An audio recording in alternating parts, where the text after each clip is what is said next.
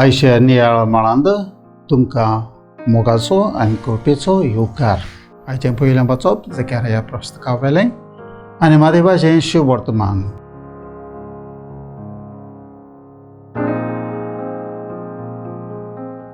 स्वर्गार आसत्या म्हज्या बापाची कुशी करतात ती इतलीच म्हजो भाव, म्हजी भयण आनी म्हजी आवय.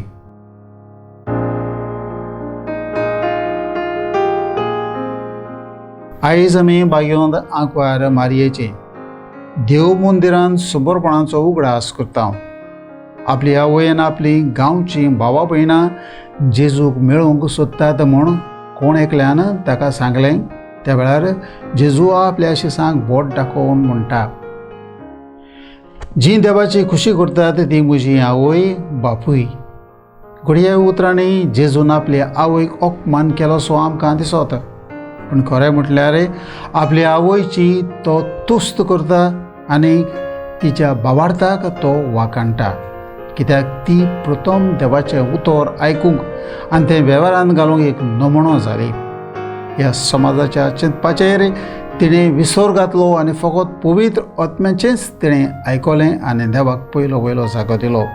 शेवट पर्यंत ती भावार्थान थीर रावली. ते पासत तिका सगल्यो पिणकां म्हणटल्यो सुभागी.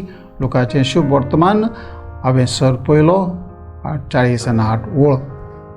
आमी देवा मुखार बाह्य जातले जाल्यार आमकां देवाचीच खुशी करूंक पवित्र आत्म्याची शक्ती आमकां मागुया.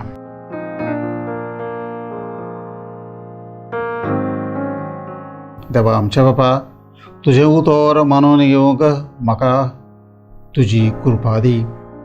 सोम्या जेजू क्रिस्ता बापाची खुशी करूंक म्हाका तुजो आदार दी.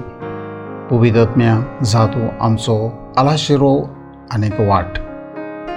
आमेन. आमच्या बरोबर देवाचें उतर तुमी नियाळ्ळें म्हूण देव बरें करो आनी परतून मेळसर पवित्र राव.